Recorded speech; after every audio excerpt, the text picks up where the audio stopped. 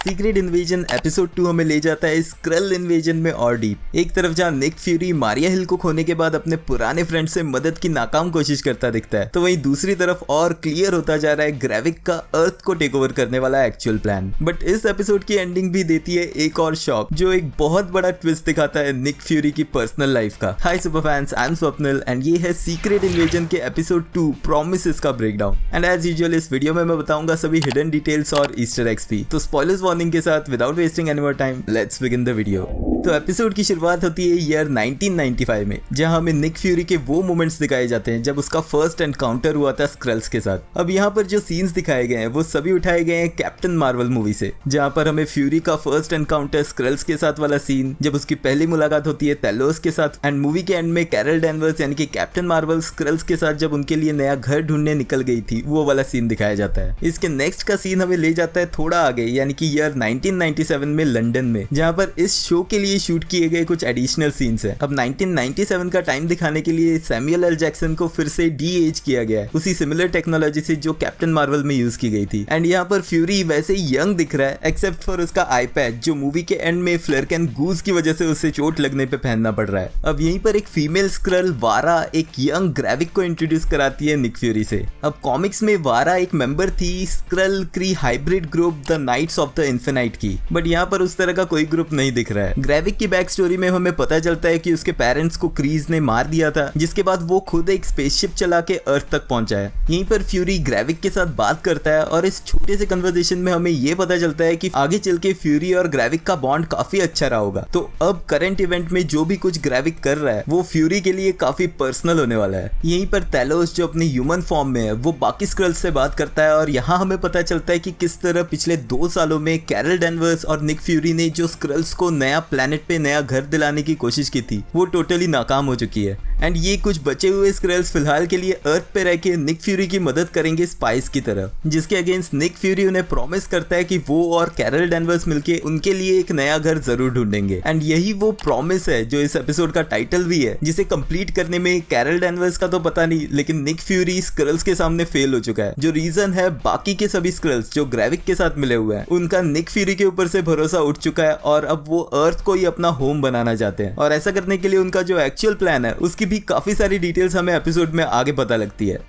अब वापस आते हैं हम प्रेजेंट डे पे, जहां बॉम्ब ब्लास्ट के बाद ग्रेविक टेलोस की बेटी गाया के साथ वहां से निकल जाता है। स्क्रल ब्रोगन को अरेस्ट कर लिया जाता है, जो खुद को अमेरिकन बताता है, और वहीं टेलोस भेस बदल के निक फ्यूरी को वहां से ले जाता है। वो लोग ट्रेन से जाते हैं एक और रशियन सिटी वॉर्सॉ, जहां रशियन सोल्जर्स उन्हें ट्रेन में ढूंढने भी आते हैं, बट टेलोस एक वुमन फॉर्म लेके उन्हें उल्लू बना देता है। अब इनकी कन्वर्सेशन में फ्यूरी टेलोस को बताता है अपने बचपन की बातें, जहाँ उसकी माँ उसके साथ एक गेम खेला करती थी जिसका नाम था tell me something I don't know. अब फ्यूरी की अपने बचपन वाली स्टोरी टेलिंग का ये पार्ट मैच करता है captain America the winter soldier के उस सीन से, जहां वो स्टीव रॉजर्स को अपने ग्रैंडफादर की स्टोरी बता रहा था। अब इसी गेम के बहाने से फ्यूरी टेलोस से पूछता है कि वो उसे स्क्रल्स के बारे में कुछ ऐसा बताए जो उसे नहीं पता, एंड टेलोस एक शॉकिंग रिवील करता है कि कम से कम 1 मिलियन स्क्रल्स यानी कि 10 लाख से भी ज्यादा स्क्रल्स अर्थ पे मौजूद है, जिसका मतलब है कि पिछले 20 से 25 सालों से अर्थ को स्क्रल्स इन्वेड करते जा रहे हैं। और अब जाके इस शो का प्लॉट प्रॉपरली मैच करना शुरू हो चुका है सीक्रेट इन्वेजन कॉमिक सीरीज से। यहीं पे टेलोस मेंशन करता है नाम एम्परर ड्रोग्स कॉलोनी। अब कॉमिक्स में एम्परर तो नहीं, लेकिन एक कैरेक्टर ड्रोग जरूर था, जो कि एक स्मार्ट स्क्रल था, और उसी के एक्सपेरिमेंट्स की वजह से क्रिएट हुई थी स्क्रल्स की एक न्यू क्लास सुपर स्क्रल्स, जिनके पास एबिलिटी थी सुपर हीरोज की पावर्स को डुप्लीकेट करने की। अब शो में ये कैरेक्टर तो नहीं, लेकिन सुपर स्क्रल्स जल्दी ही दिखेंगे, उसकी हिंट भी हमें इसी एपिसोड में आगे जाके मिलती है। अब ये शॉकिंग न्यूज सुन के जब फ्यूरी हड़बड़ा जाता है, तो टेलोस कहता है कि फ्यूरी की मदद से ह्यूमंस और स्क्रल्स को एग्जिस्ट कर सकते हैं, जिसपे फ्यूरी उसे करंट रियलिटी बताता है कि ह्यूमंस के साथ ही कोएग्जिस्ट नहीं कर पा रहे, तो किसी और स्पीशीज के साथ कैसे कर सकते हैं। एंड करंटली वर्ल्ड का यही स्टेटस है जिसे चेंज होने की जरूरत है। बट इस कन्वर्सेशन के बाद टेलोस और निक फ्यूरी अलग हो जाते हैं। निक फ्यूरी पहुंचता है लंदन, जहां मारिया हिल का कॉफिन पहुंचता है। यहीं पर फ्यूरी मिलता है मारिया हिल की मदर एलिजाबेथ से, जिसे जब पता चलता है कि फ्यूरी को हर्ट करने के लिए मारिया हिल को मारा गया, तो वो फ्यूरी को एक और रिस्पॉन्सिबिलिटी देती है अपनी डॉटर की डेथ को अवेंज करने की। अब मॉस्को में हुए बॉम्ब ब्लास्ट की खबर न्यूज चैनल्स पे दिखती है, जहां पर नेटो का जनरल सेक्रेटरी, यूके की प्राइम मिनिस्टर एंड कई और लोग रिएक्शंस दे रहे होते हैं। अब इस न्यूज में जो लोग हमें देखने मिलते हैं वही आगे चल के स्क्रल काउंसिल मीटिंग के मेंबर्स के रूप में भी दिखते हैं। And again secret invasion comics की तरह यहाँ पर भी बहुत सारे ऐसे स्क्रल्स हैं जो अर्थ पे इंपॉर्टेंट और पावरफुल पोजीशंस पे हैं। अब गाया के साथ ग्रेविक पहुंचता है इसी स्क्रल काउंसिल मीटिंग में, जहां वो मिलता है बाकी मेंबर्स से, जिनमें यूके की प्राइम मिनिस्टर, नेटो का जनरल सेक्रेटरी, एक न्यूज एंकर और एक इंडियन ओरिजिन की शर्ली सागर भी दिखती है। अब जिस तरह से ग्रेविक स्क्रल्स की सिचुएशन को हैंडल कर रहा है उससे बाकी के मेंबर्स खुश नहीं है, बट देन ग्रेविक मेंशन करता है निक फ्यूरी का तोड़ा हुआ प्रॉमिस और किस तरह उसका प्लान है अर्थ को ही टेक ओवर कर लेने का। जब काउंसिल का एक और मेंबर अवेंजर्स को मेंशन करता है तो ग्रेविक कहता है कि उसके पास अवेंजर्स को भी काउंटर करने का प्लान है, लेकिन नोटिस करने वाली बात है कि यहाँ पर वो मेंशन करता है अवेंजर्स के रिटर्न का, जिसका मतलब है कि करंटली अवेंजर्स नहीं एग्जिस्ट करते एंड अवेंजर्स एंड गेम के बाद ये टीम टोटली टूट के बिखर चुकी है। यूके की प्राइम मिनिस्टर के सपोर्ट से ग्रेविक को स्क्रल जनरल के रूप में प्रमोट कर दिया जाता है, जिसे बाकी मेंबर्स ना चाहते हुए भी सपोर्ट करते हैं एक्सेप्ट शर्ली, जो मिली हुई है थैलोस से। और इस मीटिंग के बाद वो थैलोस को कॉल करके सारी खबर देती है और थैलोस उसे कहता है कि वो ग्रेविक के साथ एक पब्लिक मीटिंग करना चाहता है। न्यूज स्क्रलोस में वापस आकर गाया ग्रेविक और पेगन को फॉलो करती है, जहां वो पहुंचती है एक बैक रूम में, जहां पर डॉक्टर रोजा डाल्टन कुछ जेनेटिक एक्सपेरिमेंट्स पे काम कर रही है। यहाँ इनकी बातों में हमें एक वर्ड सुनने मिलता है, हार्वेस्ट, जिस चीज की प्लानिंग ग्रेविक कर रहा है, लेकिन इसके बारे में और डिटेल्स डिस्कस नहीं की जाती। अब कर्नल जेम्स रोड भी पहुंच जाता है लंदन, जहां वो मिलता है एक सिक्योरिटी काउंसिल मीटिंग में बाकी कंट्रीज के रिप्रेजेंटेटिव से। यहाँ पर जब उससे फ्यूरी और हिल को लेके क्वेश्चन पूछे जाते हैं तो वो इरिटेट हो जाता है और मेंशन करता है वॉर मशीन का सूट पहनकर कुछ सिटीज को कारपेट बॉम्ब करने का। लास्ट टाइम हमने वॉर मशीन को कारपेट बॉम्ब करते देखा था वकांडा में अवेंजर्स इन्फिनिटी वॉर के इवेंट्स में। अब मीटिंग के बाद निक फ्यूरी रोडी को कॉल करता है और रोडी उसे मिलने बुलाता है बर्नर्स टैवर्न में। बर्नर्स टैवर्न एक रियल लोकेशन है लंदन की सिटी फिट्जरोविया में। जब इन दोनों की मीटिंग में फ्यूरी रोडी को बताता है उसकी सिक्योरिटी डिटेल पे ट्रस्ट न कर पाने वाली बात, तो रोडी का फर्स्ट गैस होता है कि क्या उसके पीछे हाइड्रा है। अब कैप्टन अमेरिका की ट्रिलॉजी और even Avengers as of Ultron तक हाइड्रा प्राइमरी ऑर्गेनाइजेशन थी जिसका एमसीयू में हो रही सभी बुरी इवेंट्स के पीछे हाथ था। तो रोडी का पहला शक हाइड्रा की तरफ ही जाता है, लेकिन फिर फ्यूरी उसे बताता है स्क्रल्स के बारे में। एंड इंटरेस्टिंगली रोडी को 15 साल पहले ऑलरेडी स्क्रल्स के बारे में एक टॉप सीक्रेट प्रेजेंटेशन के थ्रू पता था। एंड निक फ्यूरी से ये इन्फॉर्मेशन मिलने के बाद वो कहता है अवेंजर्स को इकट्ठा करने की बात, जिसके लिए फ्यूरी टोटली मना कर देता है, ये कह के कि इससे सिर्फ अवेंजर्स आपस में अपने डुप्लीकेट्स के साथ ही लड़ते हुए दिखेंगे। अब कॉमिक्स में अवेंजर्स को ही स्क्रल्स ने सबसे पहले इन्फिल्ट्रेट किया था और इसी तरह Skrull Avengers versus real Avengers fight हमें कॉमिक्स में देखने मिली है। यहीं पर इनके कन्वर्सेशन में जब रोडी निक फ्यूरी को फायर करने की बात करता है तो फ्यूरी मेंशन करता है अलेक्जेंडर पियर्स का नाम, जिसे हमने captain America the winter soldier में देखा था, जो शील्ड के पीछे छुपा बैठा हाइड्रा का ही एजेंट था। एंड फिर अवेंजर्स एंड गेम में एक कॉलबैक के रूप में उसे फिर से दिखाया गया था। बट इस डिस्कशन के एंड में जब निक फ्यूरी को वापस यूएस भेजने की बात होती है तो वो रोडी के गार्ड से फाइट करके वहां से निकल जाता है। अब दूसरी तरफ कैप्चर्ड स्क्रल ब्रोगन के साथ इंटेरोगेशन कर रहे होते हैं रशियंस, जहां पहुंच जाती है MI7 की एजेंट सोनिया फॉल्सवर्थ। वो अपने तरीके का ब्रूटल इंटेरोगेशन शुरू करती है ब्रोगन की एक उंगली काट के, जो कटने के बाद इंस्टेंटली ट्रांसफॉर्म हो जाती है स्क्रल फॉर्म में, जो उसे ये कंफर्मेशन देता है कि ब्रोगन एक स्क्रल है। जब इतने टॉर्चर के बाद भी ब्रोगन कुछ भी बताने से मना करता है तो सोनिया उसे इंजेक्ट करती है एक केमिकल भरे इंजेक्शन से, जो उसके ब्लड को बॉइल करने लगता है। एंड इतने पेन से गुजरने के बाद ब्रोगन फाइनली उसे बताता है एक छोटी सी डिटेल एक मशीन के बारे में जिसे ग्रेविक बना रहा है, और उसे बनाने में उसकी हेल्प कर रहा है एक कपल जिनका नाम है डेल्टन। एंड सोनिया के रिएक्शन से ये लगता है कि वो इस कपल को जानती है। न्यूज स्क्रलोस पे गाया छुप के डॉक्टर डेल्टन की फाइल्स एक्सेस करती है कंप्यूटर पे, जहाँ पर उसे दिखते हैं कुछ जेनेटिक कोड्स एंड यहाँ पर कई सारे ईस्टर एग्स देखने मिलते हैं। इन जेनेटिक्स कोड में हमें कई सारे नाम देखने मिलते हैं, जिसमें फर्स्ट है ग्रूट। अब ग्रूट अर्थ पे 2 बार आया था, first time Avengers infinity war के एंड में और फिर अवेंजर्स एंड गेम में। यहाँ पर जो ग्रूट की फोटो यूज की गई है, ऐसा लगता है कि ये अवेंजर्स इन्फिनिटी वॉर में थैनोस के स्नैप के बाद जब ग्रूट डस्ट हो गया था, ये उसी लोकेशन की फोटो है, यानी कि वकांडा में यहीं से ग्रूट का डीएनए उठाया गया है। यहीं पर उसके होम प्लेनेट का नाम प्लेनेट एक्स और उसकी स्पीशीज फ्लोरा कोलोसिस भी लिखा गया है, जो कॉमिक्स से मैच करता है। अब सेकंड क्रिएचर है फ्रॉस्ट बीस्ट, जिन्हें फर्स्ट टाइम हमने थॉर के फर्स्ट पार्ट में देखा था जोतुनहेम प्लेनेट पे। एंड इस क्रिएचर की भी ओरिजिन और स्पीशीज डिटेल मैच करती है कॉमिक्स से, बट स्क्रल्स को इस क्रिएचर के डीएनए का सैंपल मिला होगा थॉर द डार्क वर्ल्ड के बाद, जब अर्थ पे मेलिकिथ के साथ बैटल के दौरान कन्वर्जेंस की वजह से एक फ्रॉस्ट बीस्ट लंदन में आ गया था। यहीं पर तीसरा नाम है कल ऑब्सिडियन, जिसकी स्पीशीज और प्लेनेट की कोई भी डिटेल यहाँ मौजूद नहीं है। अवेंजर्स इन्फिनिटी वॉर में फर्स्ट टाइम थैनोस चिल्ड्रन के रूप में इंट्रोड्यूस किया गया था था कल ऑब्सिडियन को। एंड अर्थ पे आके डॉक्टर स्ट्रेंज से टाइम स्टोन पाने के चक्कर में उसका सामना हुआ था आयरन मैन और सॉर्सरर्स से। इसी फाइट में एक पोर्टल ओपन करके वोंग ने कल ऑब्सिडियन का हाथ काट दिया था और उसी कटे हुए हाथ से ये डीएनए सैंपल उठाया गया है, जिस हाथ की फोटो भी हमें यहाँ देखने मिलती है। यही लास्ट सैंपल का नाम है एक्सट्रीमिस्ट, जो है ह्यूमन स्पीशीज का। एक्सट्रीमिस्ट को हमने फर्स्ट टाइम देखा था आयरन मैन 3 में, जहाँ पर एल्ड्रिच किलियन इसी के यूज से सुपर सोल्जर्स बनाने की कोशिश कर रहा था। एक्सट्रीमिस्ट को रिसेंटली हमने एमसीयू के फेज 4 में शैंग-ची में भी देखा था। एक्सट्रीमिस्ट के प्लेनेट के नाम अर्थ के साथ हमें C-53 लिखा भी दिखता है। C-53 अर्थ का वो नाम है जो बाकी स्पीशीज यूज करती हैं। अब ये डीएनए सैंपल्स और जो भी एक्सपेरिमेंटेशन इस लैब में हो रहे हैं, ये इतना तो क्लियर करते हैं कि ग्रेविक क्रिएट करना चाहता है कॉमिक्स में दिखे सुपर स्क्रल्स। कॉमिक्स में इसी तरह के एक्सपेरिमेंट से क्रिएट किया गया था सुपर स्क्रल्स को, जिनमें सबसे पहले सुपर स्क्रल का नाम था क्लार्ट,